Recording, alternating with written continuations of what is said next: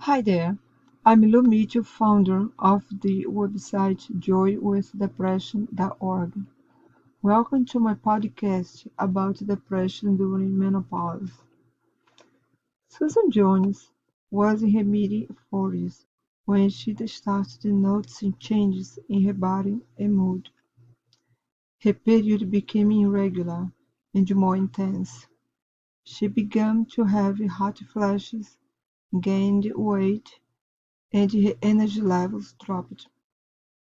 "I just didn't have the energy to do the things I used to do," she said.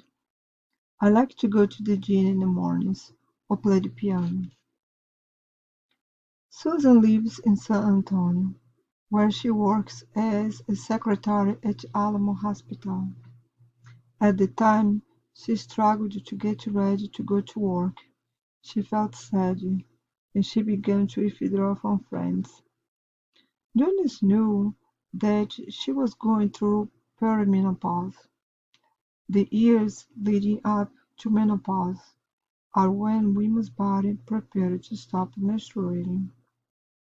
Many women don't know that hormonal fluctuations during perimenopause can cause changes in mood, increasing the risk of anxiety and depression. Women who have a previous diagnosis of depression, anxiety disorder, postpartum depression, or have had significant premenstrual mood changes are at risk of having depression during the perimenopausal time. Depression can affect your performance. If you are having suicidal thoughts, sadness, or hopelessness, that could be depression, and you may need treatment. Depression and anxiety are treatable. Most women will pass through the perimenopause without depression or health concerns.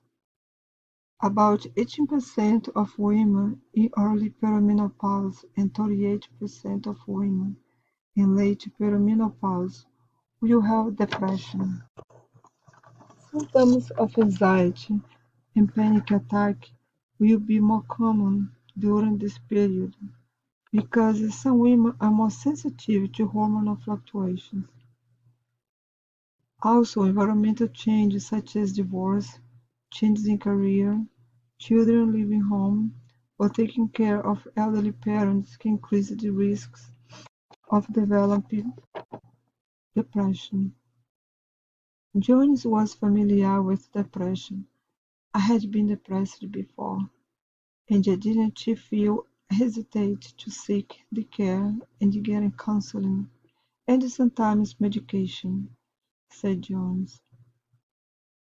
She had learned to recognize her symptoms and triggers. Jones says antidepressants and counseling helped her get through the depression she experienced during the lead-up to menopause. Now, at 55, she's feeling great. Sometimes women are concerned with the changes in the body so that they overlook the symptoms of depression. Some doctors don't offer much information, or they have little education about perimenopause. Women need to be honest with their doctors about the symptoms and what they are feeling. They should pay attention to symptoms carefully so that they can have informed discussions with their doctors.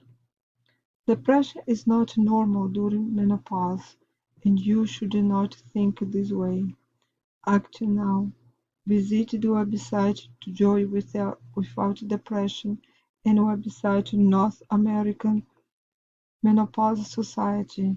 Empower yourself with helpful information about menopause and the local specialized providers that can assist you. Thanks for listening.